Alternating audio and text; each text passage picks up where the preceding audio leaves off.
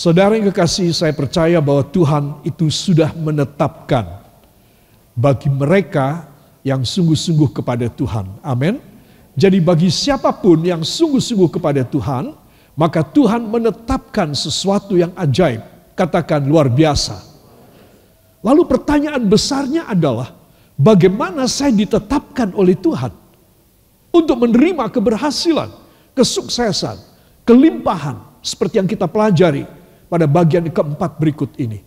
Saudara, 3 bagian saya sudah menjelaskan bagaimana Iska, karena dia adalah seorang yang penuh penyerahan kepada Tuhan. Bukan cuma ayahnya, Abraham. Saudara, Abraham dahsyat sekali penyerahannya. Tetapi si anak tidak kalah dahsyatnya. Saudara, anaknya mempersembahkan hidupnya kepada Tuhan. Rela. Saudara.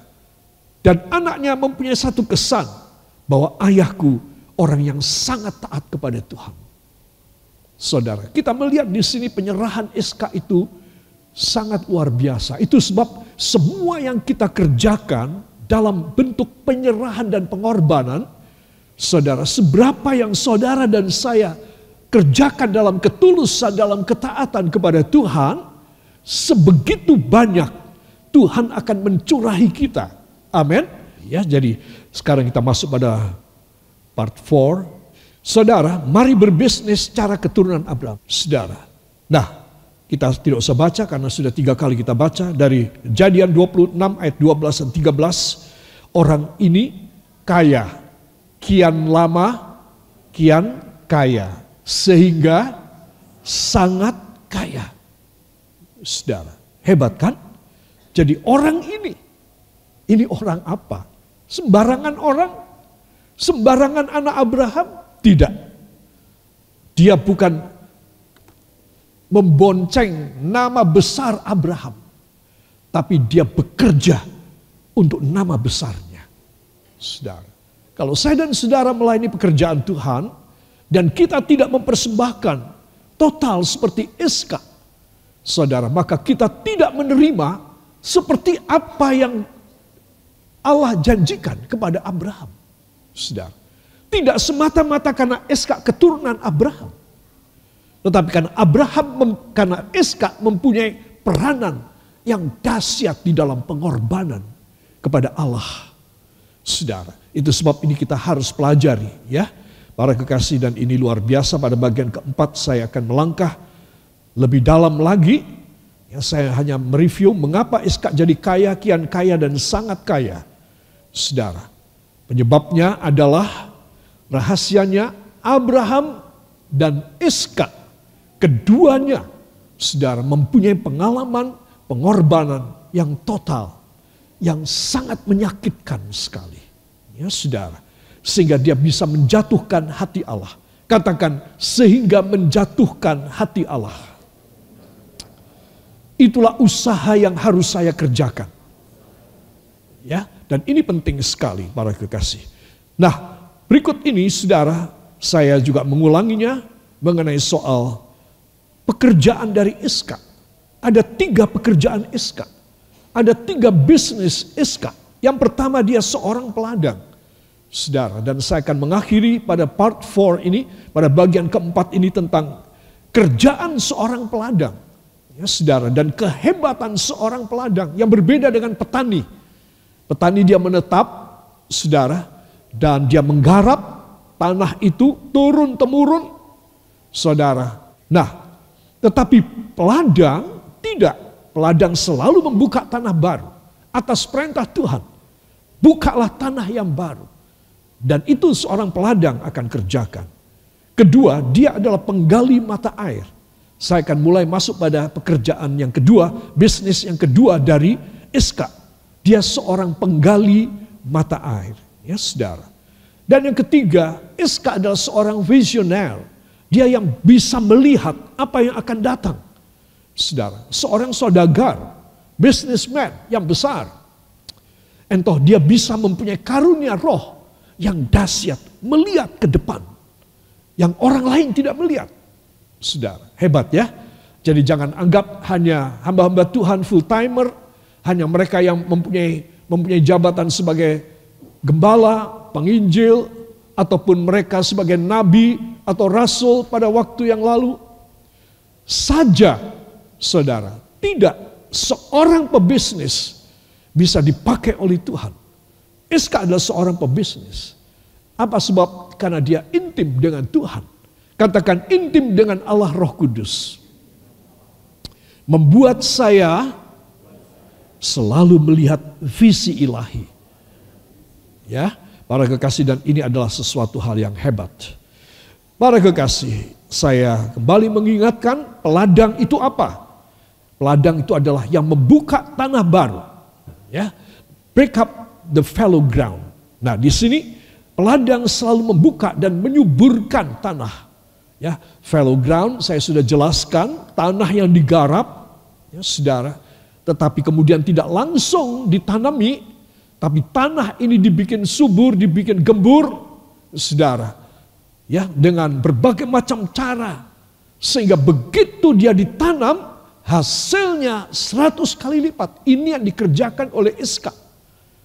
Walaupun dia bukan seorang petani, tapi dia seorang pengembara yang membuka tanah baru, saudara, tetapi karena dia adalah seorang yang sungguh-sungguh kepada Tuhan, dia adalah seorang yang mempersembahkan hidupnya kepada Tuhan, sekali dia tandur, sekali dia tanam, dia menuai 100 kali lipat. Karena bukan sembarang tanah, katakan fallow ground. Tanah yang sungguh-sungguh digarap, ya, tanah yang dibiarkan lebih dulu, diairi, dikasih pupuk, tidak ditanami. Setelah kira-kira satu masa tanam 6 bulan, baru kemudian ditanami. Hasilnya langsung melejit 100 kali lipat.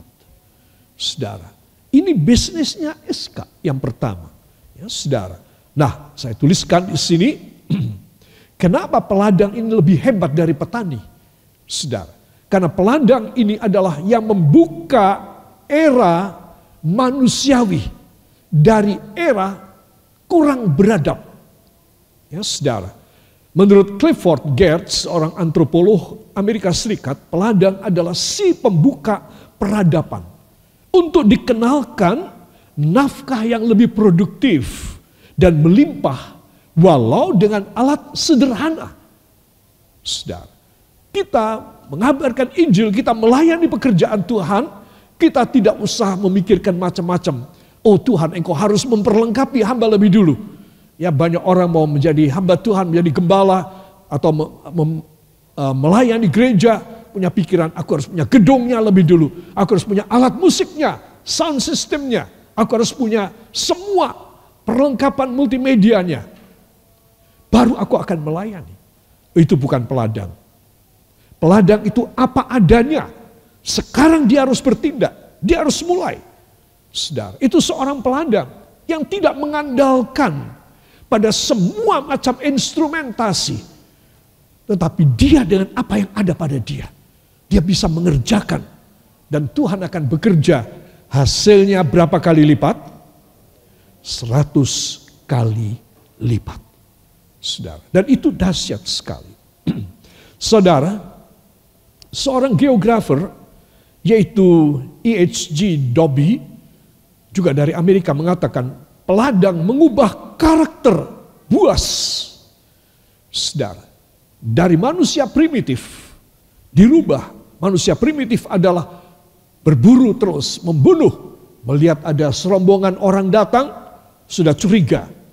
Jadilah dia pembunuh. Kalau ini melawan, jadilah peperangan. Saudara, itu karakter buas. Karakter yang sangat hewani. Tidak beradab. Asal lihat orang, mau dimakan, mau dibunuh. Saudara, asal melewati tanahnya, mau dibunuh. Saudara, Dobie mengatakan seorang peladang, dia mengubah sifat hewani. Nafsu hewan ini. Nafsu berburu, nafsu membunuh. Menjadi bercocok tanam. Saudara, bisa mendapatkan hasil dari apa yang dia kerjakan. Tanpa membunuh, tanpa pertumpahan darah. Itu seorang peladang. Baru kemudian ada teknologi pertanian, saudara.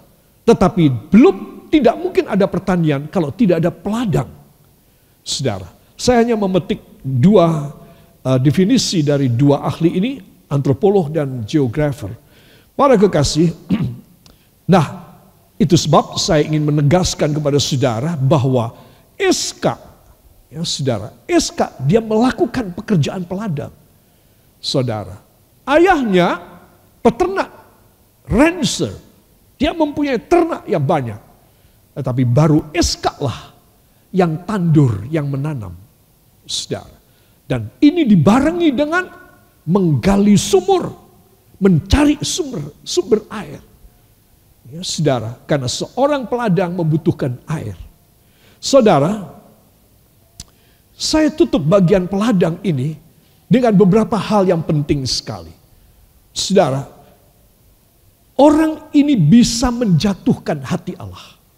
Kenapa? Karena dia membuka peradaban yang baru. Ya, saudara, kalau ada orang lewat datang serombongan kelihatannya buas, maka Iska akan berkata, "Halo kawan," entah mengerti entah tidak, dia cuma tersenyum, dia tertawa, dia melambaikan, mengayunkan tangan, dia welcome. Saudara, lihat, itu Iska. Dan dia tidak pernah membuat sesuatu perlawanan, attack kepada orang lain. Bahkan ketika dia dilawan, dia menyingkir. Waduh, ini yang paling berat. Betul apa tidak? Saudara, kalau dia dilawan, dia yang menyingkir. Saudara, bayangin. Ya, dikira Tuhan tidak melihat. Tuhan melihat. Anakku, kamu dilawan, kamu menyingkir. Menghindari pertengkaran. Kamu selalu ada kasih, kamu selalu panjang sabar. Saudara, itu sebab Tuhan berkata, "Aku akan membelai kamu." Saudara, apa sebab? Karena ayah dan anak ini tidak mempunyai hati yang buas. Hati yang bermusuhan. Hati yang lemah lembut. Bagaimana saudara bisa meminta Tuhan membela saudara? Kalau saudara ini orangnya garang, emosional, suka marah, suka berantem, suka memulai cari gara-gara. Bagaimana Tuhan bisa membela saudara? Saudara, seorang suami atau seorang istri yang pemberang, yang suka marah dan suka meledak emosinya. Saudara, bagaimana Tuhan menjawab doa suami atau istri seperti ini? Ayo belajar seperti Iska, seperti Abraham. Saudara, baik si ayah Abraham ini maupun sekarang si anak ini, yaitu Iska, adalah orang-orang yang menghindarkan diri dari berantem dan perdebatan. Saudara yang kekasih, belajar di sini. Inilah orang-orang yang menjatuhkan hati Allah. Katakan, saya mau menjadi orang yang menjatuhkan hati Allah. Yang penuh dengan kasih, kemurahan, panjang sabar, dan berserah kepada Tuhan. Amin. Kalau saudara bisa demikian, saudara, Tuhan selalu ikut campur tangan. Jatuh hati terus di dalam hidup saudara. Saudara sedang tidak punya duit, saudara sedang dalam keadaan yang sakit, kepepet, saudara dalam keadaan yang bahaya, saudara dalam keadaan yang hopeless, Tuhan akan membantu saudara. Tuhan akan turun tangan. Tuhan jatuh hati kepada saudara. Saudara. Jadi di sini kita melihat bahwa Iska, dia tidak pernah menggunakan sumber daya manusianya, SDM dia, ataupun orang-orang yang mengawal dia. Saudara, setengah tentara yang mengawal dia. Tidak. Saudara. Nanti pada pekerjaan Iska yang kedua, mata pencaharian Iska yang kedua, yaitu penggali air, kita akan melihat kisah ini. Kembali kita tahu bahwa Iska adalah orang yang luar biasa. Bukan dia seorang yang kecil hati, seorang yang penakut. Tidak. Dia tahu bagaimana Allah bekerja pada ayahnya. dia menghindarkan. Semua katakan, bila saya berserah kepada Tuhan, ayo tangan saudara, bila saya berserah kepada Tuhan, maka Tuhan turun tangan. Hal ini harus selalu saya kerjakan. Yang percaya, beri tepuk tangan bagi dia. Haleluya. Saudara yang kekasih, ini tangan-tangan yang dahsyat dari manusia-manusia yang dicintai oleh Tuhan. Kita akan baca lebih dahulu ayat yang terkenal ini. Mazmur 24 ayat 3 sampai dengan ayat yang kelima. Mari kita akan baca dengan suara yang nyaring juga di rumah saudara. Dan kapan saja saudara mendengar firman ini, kita akan baca. 1, 2. Siapakah yang boleh naik ke atas gunung Tuhan? Siapakah yang boleh berdiri di tempatnya yang kudus? Orang yang bersih tangannya dan murni hatinya, yang tidak menyerahkan dirinya kepada penipuan dan yang tidak bersumpah palsu. Dialah yang akan menerima berkat dari Tuhan dan keadilan dari Allah yang menyelamatkan dia. Amin. Keadilan dari Allah yang menyelamatkan dia. Apa artinya? Wow. Kalau saudara melihat simbol keadilan yang global dan universal di seluruh dunia adalah timbangan dan jawab. Satu alat lagi apa? Gambar timbangan dan pedang. Betul apa tidak? Pedang di tengah-tengah timbangan ini. Keadilan itu selalu berkenaan dengan neraca, timbangan. Harus seimbang. Dan pedang. Saudara, yang tidak adil kena pedang. Saudara, di sini kita melihat tentang keadilan. Nah, di sini Tuhan yang bekerja, ayat yang kelima, dan keadilan dari Allah yang menyelamatkan dia. Kata menyelamatkan apa? Karena dia dalam bahaya. Saudara, ya saudara, dia kalau ada dalam bahaya, maka Tuhan menyelamatkan dia, keadilan Tuhan. Kenapa? Karena tangannya bersih. Kemudian hatinya murni. Tangannya bersih, hatinya murni. Di mana-mana kita masuk ke toko, saudara masuk ke mall, ke rumah sakit, ke pasar, harus cuci tangan. Betul? Tapi tidak bisa cuci hati. Saudara, hanya mereka yang tangannya bersih, hatinya murni. Mereka yang mewarisi cinta kasih Tuhan. Campur tangan Allah, pedang Allah. Katakan, pedang Allah yang akan membela saya ketika saya mengalami siksaan dan ketidakadilan. Luar biasa loh saudara. Saudara, kalau Tuhan bertindak, tindakan Tuhan adalah semacam pedang yang tajam. Saudara, saudara berdiam diri. Saudara mempersembahkan hidup saudara kepada Tuhan.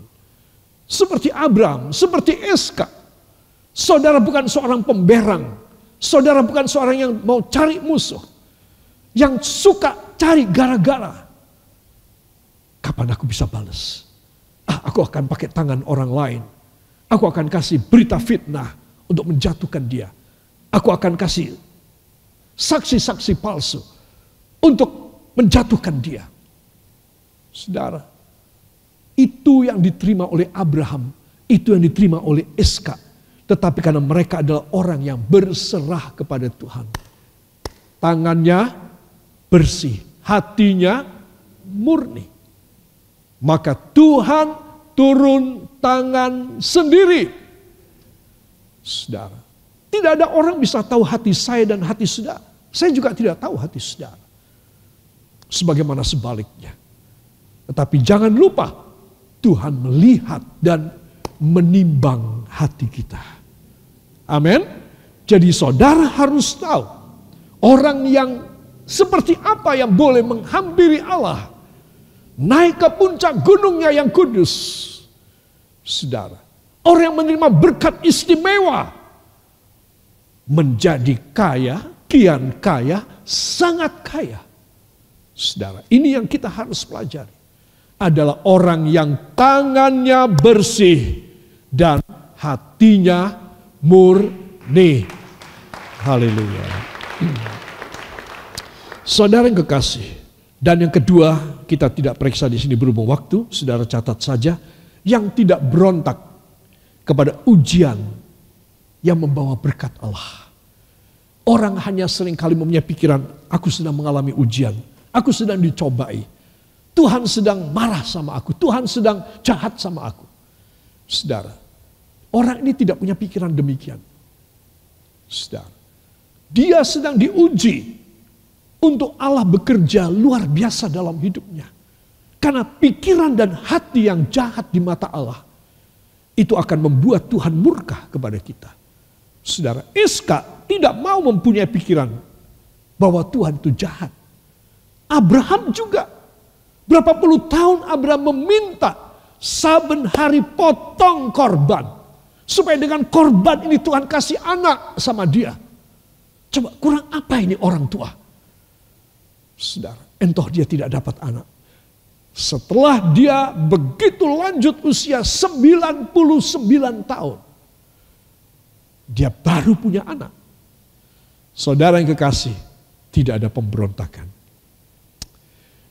Dia diuji untuk menerima berkat yang dahsyat, yaitu Iska dan segala kekayaan yang luar biasa. Dia tidak ada pemberontakan.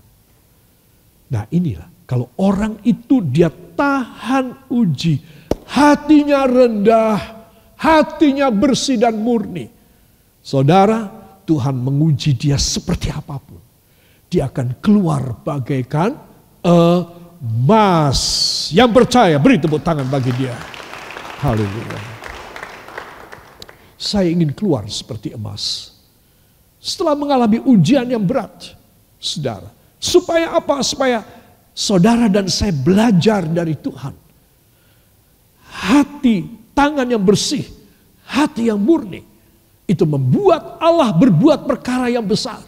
Membuat kita boleh naik ke gunung Allah. Amin. Katakan, saya diizinkan naik ke gunung Allah. Melalui tangan yang bersih, hati yang murni.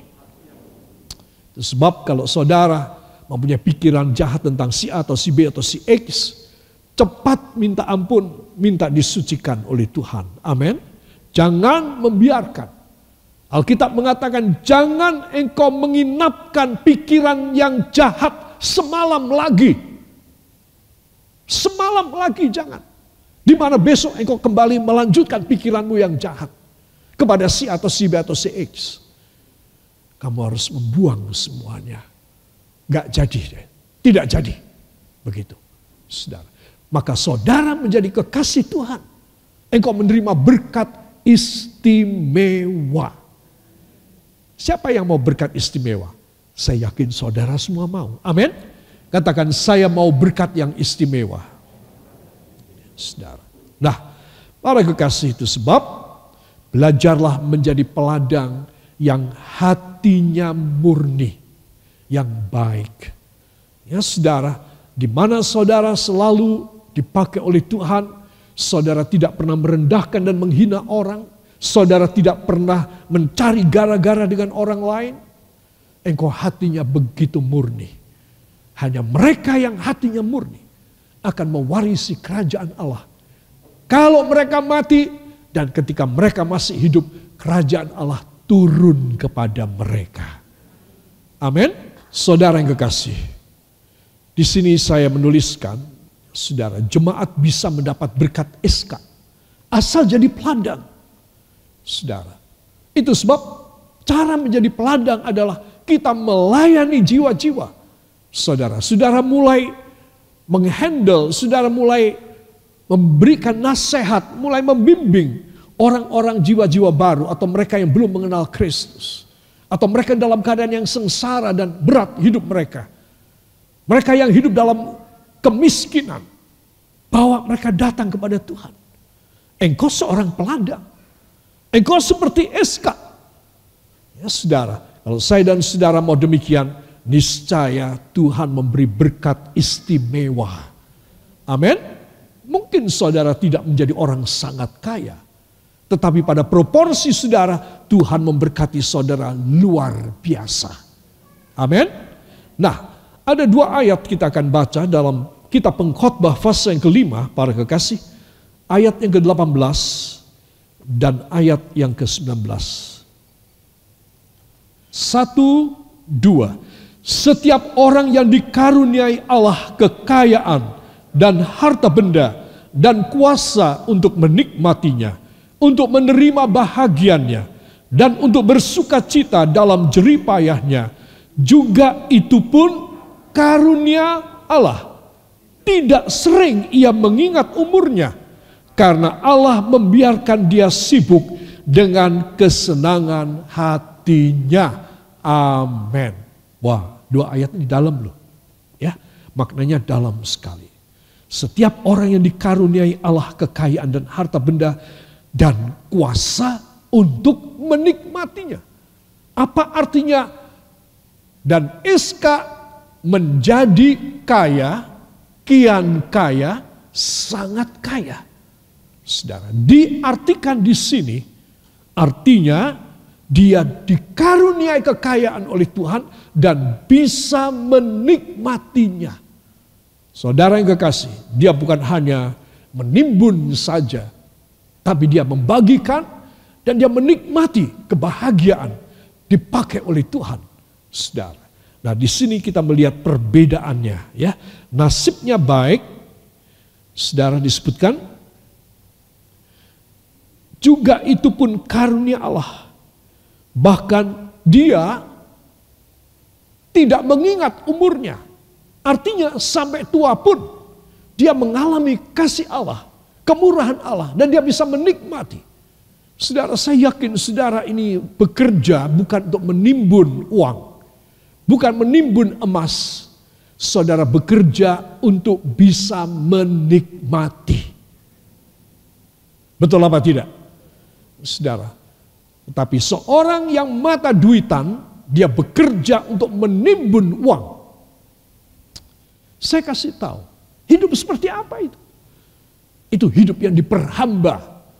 Dan dia akan bisa menggunakan segala macam cara, strategi, teknik daripada duniawi dan dosa. Hidupnya akan semakin diselimuti dosa yang banyak dan besar. Karena dia sangat haus harta benda. Saudara, itu sebab saudara dan saya harus tahu. Rahasia daripada orang yang bisa menikmati hidupnya adalah orang yang membagi dan punya jiwa peladang, merintis. Supaya apa? Supaya ada banyak orang bisa mengalami kasih karunia dan keselamatan dari Tuhan Yesus. Amin. Ia dapat kekayaan, harta, dan kuasa untuk menikmati. Dan untuk bersuka cita. Saudara. Sampai usia berapa tua juga dia akan enjoy dengan hidupnya. Saudara. Dan inilah yang Tuhan mau beri bagi seorang peladang. Katakan, saya harus jadi peladang. Baik di dalam gereja ini maupun di luar. Pada orang-orang khalayak ramai. Yang mau beri tepuk tangan bagi dia. Haleluya. Angkat 2 tangan, ucapkan terima kasih kepadanya. Terima kasih Bapa. Terima kasih Yesus. Terima kasih Roh Kudus. Karena Engkau telah memberkati kami dengan firman. Diberkatilah para kekasih. Dan pulanglah dengan damai dan sejahtera. Engkau akan diberkati luar biasa. Seperti Eska. Seperti Abraham. Sampai tidak cukup tempat untuk meletakkan berkat Allah terjadi kepada engkau. Damai dan sejahtera turun dari takhta Allah Bapa, Allah Putra, Allah Roh Kudus hanya di dalam nama Tuhan Yesus Kristus, Juru Selamat dan Penebus kami. Dan kita yang diberkati mengaminkan. Amin. Beri tepuk tangan bagi dia.